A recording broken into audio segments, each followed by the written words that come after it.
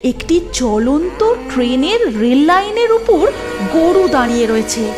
এই কথা বলেই তিন ডাইনি দ্রুত উড়ে এসে সেই গরুটাকে উড়িয়ে নিয়ে পাশের মাঠে ছেড়ে দেয়। এক জঙ্গলে তিন ডাইনি ছিল। তাদের নাম ছিল ভূতনি, পেতনি, শাকচুন্নি। তারা গোটা গ্রাম জঙ্গল উড়ে উড়ে ঘুরে বেড়াতো, কিন্তু কখনোই কারো কোনো ক্ষতি করতো না। উল্টে তারা সকলের উপকার করত। একদিন তারা যখন একটি পুকুর পাড়ের গাছে বসেছিল। ভাই, তুই তো সাঁতার জানিস না, এই পুকুর পাড়ে চুপটি করে বসবি, আমি স্নান করে এক্ষুনি উঠে আসছি। হ্যাঁ ভাই, একদম চুপ করে বসবি, খবরদার জলে নামবি না। আমরা তাড়াতাড়ি স্নান সেরে জল থেকে উঠে পড়বো। এই কথা বলে মিলি ও তুলিকা পুকুরের জলে সাঁতার কাটতে থাকে। তাদের ভাই সমু পাড়ে বসে বসে দেখতে থাকে, আর তাদেরকে গাছের ডালে বসে থাকা সেই তিন ডাইনি দেখতে থাকে। এদিকে মিলি ও তুলিকা যখন সাঁতার কাটতে কাটতে প্রায় মাঝ পুকুরে, তখন সমু মনে মনে ভাবে, দিদিরা কি সুন্দর মজা করে সাঁতার কাটছে, আমিও পুকুরের জলে সাঁতার কাটবো। এই কথা বলেই ছোট্ট সমু জলে ঝপাং করে লাফ দেয়, আর সাথে সাথে সে ডুবে যেতে থাকে। বাঁচাও, তুলিকা, ভাই যে জলে ঝাঁপ দিয়েছে, এত দূর থেকে ওর কাছে তাড়াতাড়ি পৌঁছাবো কি করে? তখন পেতনি তাড়াতাড়ি উড়ে এসে জলে ঝাঁপ দিয়ে প্রায় জলের তলা থেকে সমুকে নিয়ে জল থেকে পাড়ে তুলে আনে। এমনই একদিন যখন তিন ডাইনি উড়ে উড়ে যাচ্ছিল, তখন তারা দেখে একটি চলন্ত ট্রেনের রেল লাইনের উপর গরু দাঁড়িয়ে রয়েছে। আরে ওই দিকে দেখো, রেল লাইনের ওপর চলন্ত ট্রেনের সামনে একটা গরু এসে গেছে, ওকে বাঁচাতে হবে। তাই তো, তাড়াতাড়ি চলো সবাই। এই কথা বলে তিন ডাইনি দ্রুত উড়ে এসে সেই গরুটাকে উড়িয়ে নিয়ে পাশের মাঠে ছেড়ে দেয়। এইভাবে এদিক ওদিক উড়তে উড়তে ঘুরতে ঘুরতে তাদের দিন কাটতে থাকে। হঠাৎ একদিন প্রচণ্ড ঝড় ওঠে, আর সেই ঝড়ে গাছ থেকে একটা পাখির বাসা ভেঙে পড়ে যায়।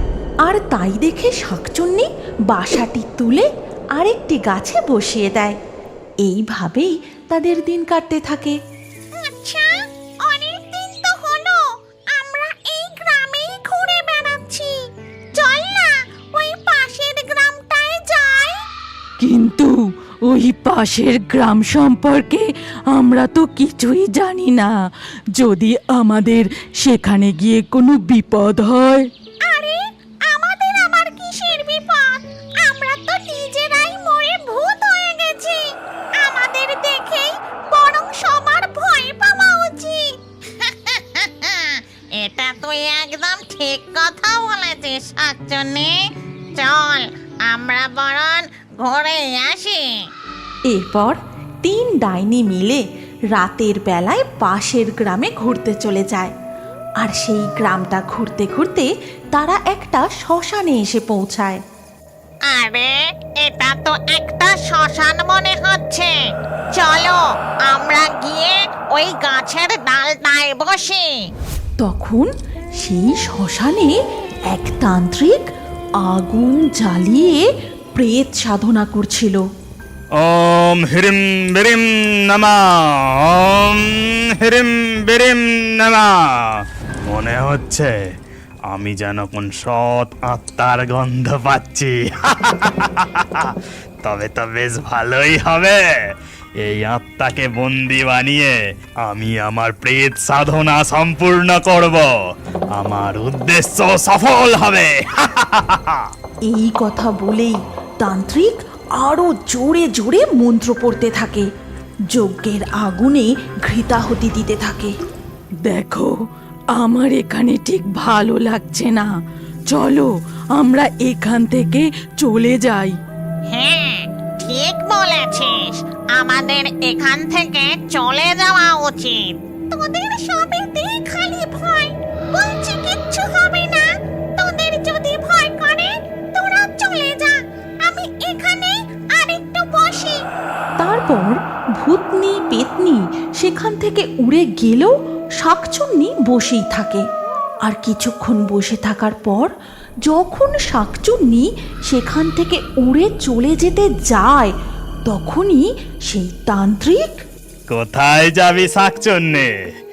আয় আয়, আমার এই বোতলে বন্দি হয়ে যা। এই কথা বলেই তান্ত্রিক বীর বীর করে মন্ত্র পড়তে থাকে।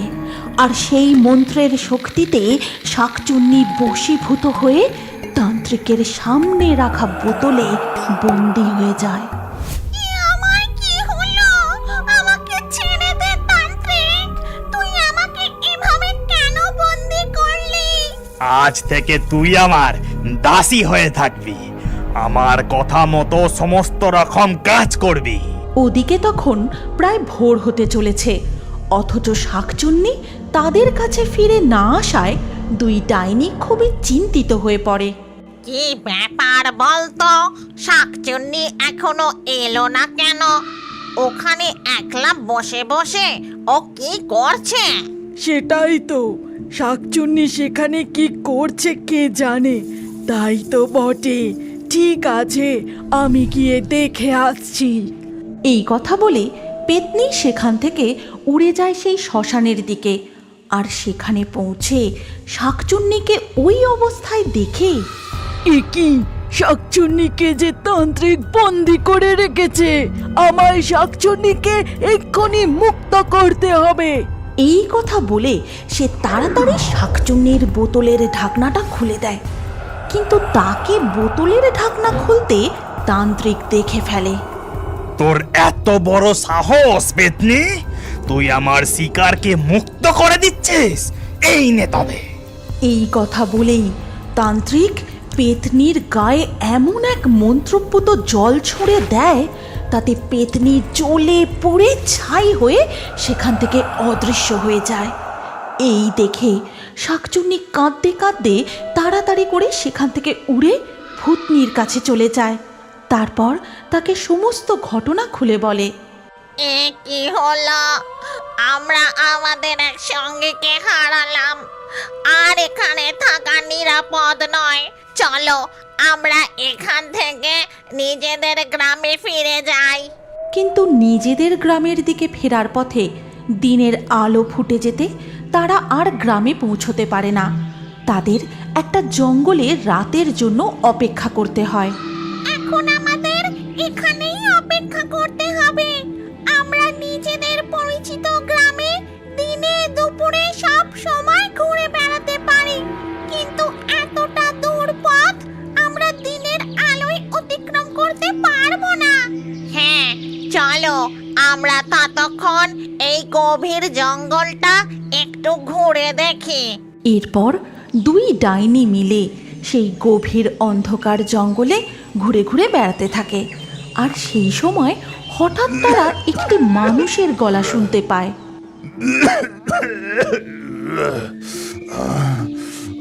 বড়ই কষ্ট, বড়ই কষ্ট।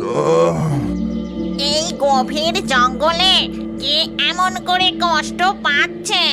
চলো গিয়ে দেখি। এরপর দুই ডাইনি সেই শব্দ অনুসরণ করে একটা গাছের কাছে এসে দেখে এক অতিশয় শীর্ণ বৃদ্ধ কষ্টে কাতরাচ্ছে। চলো আমরা গিয়ে ওই বৃদ্ধকে জিজ্ঞাসা করি ওর কি হয়েছে। কিন্তু আমরা তো এই বেশে ওর সামনে যেতে পারবো না, আমাদের মানুষের রূপ ধারণ করতে হবে। তারপর দুই ডাইনি মানুষের রূপ ধারণ করে সেই বৃদ্ধের কাছে যায়। আপনার কি হয়েছে? আপনার কি কিছু লাগবে? বলুন, আপনাকে আমরা কিভাবে সাহায্য করতে পারি? জল, আমাকে একটু জল খাও। আমি যে বড়ই তৃষ্ণার্ত। জল? কিন্তু এখানে জল কোথায় পাবো? আশেপাশে তো কোনো পুকুর বা নদী দেখতে পেলাম না।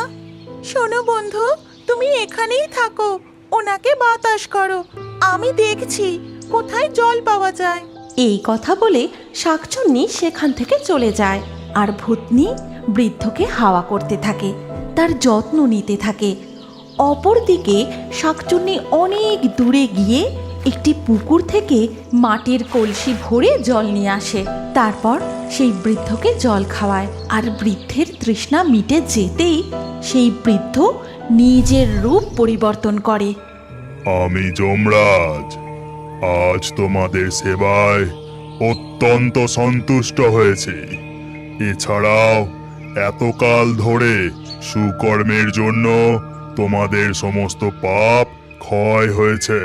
তাই আজ তোমরা আমার সাথে স্বর্গে ফিরে যাবে।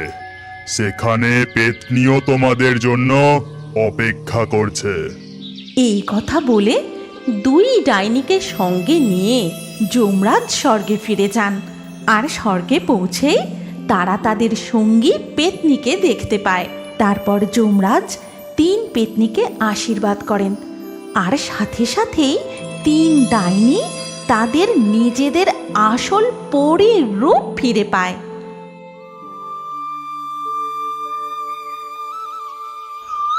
অনেক দিন আগেকার কথা, এক গ্রামে এক চম্পা নামে মেয়ে ছিল। সে জন্ম থেকেই অন্ধ, তাই সে না খেলতে পারত, না তার কোনো বন্ধু ছিল। এই কারণে সে খুব দুঃখী ছিল। একদিন, মা, আমার চোখগুলো কি কখনো ঠিক হবে না? মা, আমি কি তোমাদের দুজনকে কখনো দেখতে পাবো না? এই পৃথিবীটাকেও কখনো দেখতে পাবো না? না বাবু, এরকম বলে না। তোর বাবা তো শহরের বড় ডাক্তারকে দেখিয়েছে। ব্যাস, একবার তোর জন্য চোখ পাওয়া যাক, তারপর তুইও পৃথিবী দেখবি বাবু। তোর বাবা তো আজও শহরেই গেছে ডাক্তারের সাথে দেখা করতে। ঠিক সেই সময় চম্পার বাবা দেবী প্রসাদ বাড়িতে আসেন। আরে চম্পার মা, কোথায় তুমি? আরে শোন মা, আজকে আমি খুব খুশি রে, মনে হচ্ছে গোটা পৃথিবীটাকে মাথায় তুলে নেব। আরে কি এমন হয়েছে যে তুমি এত খুশি হচ্ছ? আরে কি হলো? আরে ভগবান আমাদের কথা শুনেছে গো, আমাদের কালকেই শহরে যেতে হবে। শোনো ডাক্তার বাবু, চোখের খোঁজ পেয়েছে, এবার আমার চম্পাও দুনিয়াটা দেখতে পাবে। কি সত্যি বাবা? আমি তোমাকে এই পৃথিবীটাকে দেখতে পাবো? আমার তো বিশ্বাসই হচ্ছে না। পরের দিন সকালে তারা 3 জন মিলে শহরে যায় এবং চম্পার অপারেশনও হয়ে যায়। চম্পা, তোমার চোখের অপারেশন সফল হয়েছে। ব্যাস কিছুদিনের মধ্যেই তোমার চোখের পট্টি খুলে যাবে, তখন তুমিও পৃথিবী দেখতে পাবে। আচ্ছা মা, তুমি সবার প্রথমে কাকে দেখতে চাও? আমি সবার আগে নিজের বাবাকেই দেখতে চাইবো ডাক্তার বাবু। চম্পা খুব ধীরে ধীরে নিজের চোখ খোলে, কিন্তু চোখ খোলার সাথে সাথে সে এক পেতনিকে দেখতে পায়। তাকে দেখে চম্পা ভয় পায় আর চিৎকার করে ওঠে। সে তার নিজের চোখ বন্ধ করে নেয়। সেই পেতনিও উধাও হয়ে যায়। এই ভয়ঙ্কর চেহারা, কে কে এটা? আমি তো তোর বাবা রে মা, তুই আবার কাকে দেখলি? কিছু না বাবা, আমার কোনো ভুল ধারণা হবে। হসপিটাল থেকে বাড়ি ফেরার পরেও চম্পা বারবার সেই পেতনিকে চোখের সামনে দেখতে পেত। এর ফলে সে সবসময় খুব ভয়ে থাকত, কিন্তু চম্পা কাউকে কিচ্ছু বলেনি। চম্পার অবস্থা দেখে তার বাবা মা খুব চিন্তিত হয়ে পড়েন, তাই তারা এক তান্ত্রিককে ডাকেন। আমি থাকতে কোনো ভূত প্রেত এখানে আসতে পারবে না। সবাই তো আমাকে ভয় পেয়ে দৌড়ে পালায়, আর কেউ কেউ তো আমার সামনে প্রাণের ভিক্ষাও করে। বাবা, আপনি আপনার প্রশংসা করা বন্ধ করুন আর আমাদের সমস্যার কোনো একটা সমাধান করুন। তাড়াতাড়ি দেখুন আর বলুন আমার মেয়েটা এরকম ভয় পেয়ে কেন থাকে। হ্যাঁ হ্যাঁ, অবশ্যই মা। এরপর তান্ত্রিক ধ্যানে বসে দেখার চেষ্টা করে যে সমস্যাটা কোথায়, কিন্তু কিছুক্ষণ সে ধ্যানে বসার পরে নিজেই ভয় পেয়ে যায়। আরে মা, এ তো আমার কোনো পেতনি ছায়া মনে হচ্ছে। এই পেতনি তো খুব ভয়ঙ্কর, আমি কিছুই করতে পারবো না এর। আর কিছুক্ষণ যদি থাকি তাহলে ও আমাকেই মেরে দেবে। এই কথা বলে তান্ত্রিক তাড়াতাড়ি সেখান থেকে চলে যায়। সেই রাতে যখন চম্পা নিজের ঘরে শুয়েছিল তখন সেই পেতনি সেখানে উপস্থিত হয় এবং চম্পাকে ডাকতে থাকে। শব্দ শুনে চম্পা ঘুম থেকে উঠে পড়ে এবং পেতনিকে নিজের সামনে দেখে ভয় পেয়ে যায়। কে তুমি? তুমি হাসপাতাল থেকে আমার পেছনে কেন পড়ে আছো? তুমি আমার থেকে কি চাও? আমি সব জায়গায় যাব। তুই আমার চোখগুলো ফেরত দিয়ে দে। তোমার চোখ? কিন্তু এই চোখগুলো তো আমাকে ডাক্তারবাবু লাগিয়ে দিয়েছে। হ্যাঁ, এটা আমারই চোখ ছিল, কিন্তু আমি তো এখন নিজেই বেঁচে নেই। তুমি আমাকে সাহায্য করো। আমি তোমাকে কি সাহায্য করতে পারি? আর তুমি এরকম কিভাবে হলে? একদিন বিকেলে বাড়ি ফেরার সময় দুটো গুন্ডা আমাকে ভারী জিনিস দিয়ে মেরে খুব জখম করে দিল আর আমাকে মৃত ভেবে পালিয়ে গেল। কিন্তু তখনও আমি জীবিত ছিলাম। কিছু ভালো লোক আমাকে হাসপাতাল নিয়ে গেল আর চিকিৎসার সময় আমার মৃত্যু হয়ে গেল।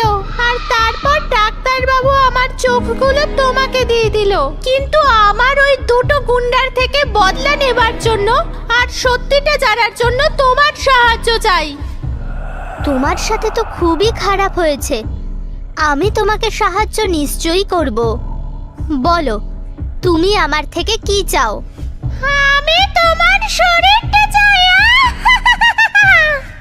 পেতনি চম্পার শরীরের মধ্যে ঢুকে যায় এবং চম্পার শরীরের সাথে সে নিজে উড়ে যায়, গিয়ে রামু নামে এক গুন্ডার দরজার বাইরে দাঁড়ায় এবং দরজার ধাক্কা দিয়ে রামুকে ডাকতে থাকে।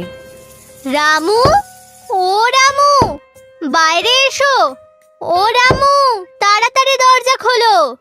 মেয়ের গলা শুনে রামু তাড়াতাড়ি বাইরে আসে এবং বাইরে এসে মেয়েটিকে দেখে খুশি হয়ে যায়। একা মেয়ে এসছে রামু, তাও আবার তোর ঘরে এসেছে, মজা এসে যাবে। এবার এরকম ভাবেই দেখতে থাকবে নাকি বাড়ির ভেতরেও ডাকবে? হ্যাঁ হ্যাঁ, নিশ্চয় নিশ্চয়, ভেতরে এসো ভেতরে এসো। ঘরের ভেতরে ঢোকা মাত্রই সেই পেতনি শরীর ছেড়ে বেরিয়ে আসে। এটা দেখে রামু ভয় পেয়ে যায়। এভাবে রূপালী, তুমি তুমি বেঁচে কি করে উঠলে? ঠিক ধরেছ, আমি রূপালী। চল এবার তাড়াতাড়ি বল যে তুই আর তোর তোতলা বন্ধু মঙ্গু মিলে আমাকে কেন মেরে ফেললি? তুই তো আমাকে ঠিক করে চিনতিস না। এটা তো তোমায় মঙ্গুই বলতে পারবে। আমি তো ওইটাই করি যেটা মঙ্গু আমাকে করতে বলে। এটা শুনে পেতনি প্রচণ্ড রেগে যায় এবং আবারও চম্পার শরীরের মধ্যে ঢুকে যায় এবং গলা টিপে রামুকে মেরে ফেলে। একজন তো মরলো, এবার আর একজনের পালা। এরপর পেতনি মঙ্গুর বাড়ি যায়। মঙ্গু বাড়ির বাইরেই শুয়েছিল। পেতনি তার পাটা ধরে তুলে ছুঁড়ে ফেলে দেয়। মঙ্গু তো কিছুই বুঝে উঠতে পারছিল না। তারপর সে উঠে দাঁড়িয়ে চম্পাকে দেখতে পায়। কে তুই? আর আমাকে কেন বললে? তখন সেই পেতনি চম্পার শরীর থেকে বেরিয়ে আসে, যাকে দেখে মঙ্গু ভয় পায়। তোকে তো আমি মেলে ফেলে দিলাম, আমাকে মাফ করে দে। আরে তোতলা, বাজে কথা বন্ধ কর আর বল কার কথা মতো তুই আমাকে মেরেছিস। সত্যি বল, তাহলে যদি আমি তোকে ছেড়ে দিই। সত্যি তুমি আমাকে ঠেলে দেবে? এতে আমার কোনো দোষ নেই। রূপালী, তোমার স্বামী বাবলুই তো আমাকে টাকা দিয়ে দিল তোমাকে মারার জন্য। ওই তোমাকে মারতে চেয়েছিল। এই কথা শুনে চম্পা বলে ওঠে, দেখুন, আপনি কাউকে জীবিত ছাড়বেন না। এই লোকগুলো মানুষ নামের শত্রু। পেতনি আবারও চম্পার শরীরে ঢুকে যায় এবং মঙ্গুকে হাওয়াতে উড়িয়ে নিয়ে যায় এবং অনেক উঁচু থেকে তাকে ছুঁড়ে ফেলে দেয়। মঙ্গু নিচে মাটিতে পড়ে মারা যায়। এরপর পেতনি চম্পার শরীর ছেড়ে বেরিয়ে আসে এবং খুব কাঁদতে থাকে। এই বাবলুকে আমি খুব ভালোবেসেছিলাম আর নিজের সব কিছু দিয়েছিলাম ওকে, কিন্তু ও আমার সাথে এরকম করলো? দেখুন, এই শয়তান বাবলু আপনার সাথে খুব খারাপ করেছে। আপনার খোঁজ নেওয়া উচিত যে ও আপনার সাথে এরকম কেন করলো, আর ওর থেকে বদলাও নেওয়া উচিত আপনার। এই কথা শোনার পর পেতনি নিজের স্বামী বাবলুর বাড়ি যায় এবং দেখে বাবলু একটি মেয়ের সাথে নিজের বাড়িতে বসে আছে। দেখলে, আমি তোমার জন্য আমার বউকেও মেরে দিলাম। এবার আমরা দুজনে আরাম করে থাকবো, আর ওই রূপালীর সমস্ত টাকা পয়সা এবার আমাদের। এবার আমরা আনন্দ করে মজা করে থাকবো। আরামে আর খুশিতে তো তখন থাকবে যখন আমি তোমাকে থাকতে দেব। আর মজার কথা, সেটা তো তুমি আমার সাথে ভূত লোকে গিয়ে করবে। রূপালী, আমাকে ক্ষমা করে দাও। আমি তো এই মেয়েটার ভুল বোঝানোতে এসে গেছিলাম। আরে তুমি তো আমার বউ, আমার প্রাণ তুমি। বাবলুর কথা শুনে মেয়েটি ভয় পেয়ে যায়। দেখুন আপনি, আমি কিছু করিনি, সব কিছু এই বাবলু করেছে। আমাকে যেতে দিন, যা কিছু করার এই বাবলুর সাথে করুন, আমাকে যেতে দিন। এখন আমি আর তোর বউ নেই, আমি তো একটা পেতনি। যে মেয়েটার জন্য তুই আমাকে মারলি, সেও তোকে ছেড়ে দিচ্ছে। এই কথা বলার পরই পেতনি বাবলুর মাথা ধর থেকে আলাদা করে দেয় এবং মেয়েটির দিকে এগোতে থাকে। আমাকে ক্ষমা করে দাও, আমি এরকম ভুল আর কখনো করব না, আমাকে ক্ষমা করে দাও। সব সমস্যার মূলে তো তুই আছিস মেয়ে। তুই সব কিছু জানা সত্ত্বেও তুই এই দুষ্টু লোকটার সাথে ছিলিস। তুই শাস্তি পাবি, কিন্তু ভয় পাস না, আমি তোর প্রাণ নেব না। তুই জানিস, একজন স্ত্রী তার সৎ মন নিয়ে তার স্বামীর ওপর বিশ্বাস করে। কোনো স্বামীর এরকম করা উচিত নয়। এই কথা বলার পরেই পেতনি সেই মেয়েটির মুখে আঁচড় কেটে দেয় এবং তাকে দেখতে কুৎসিত হয়ে যায়। চম্পা, তুই আমার খুব সাহায্য করেছিস। এই চোখগুলো তুই রাখ, আর এটা দিয়ে পুরো পৃথিবী দেখ, যেটা আমি দেখতে পাইনি। এরপর পেতনি সেখান থেকে অদৃশ্য হয়ে যায়।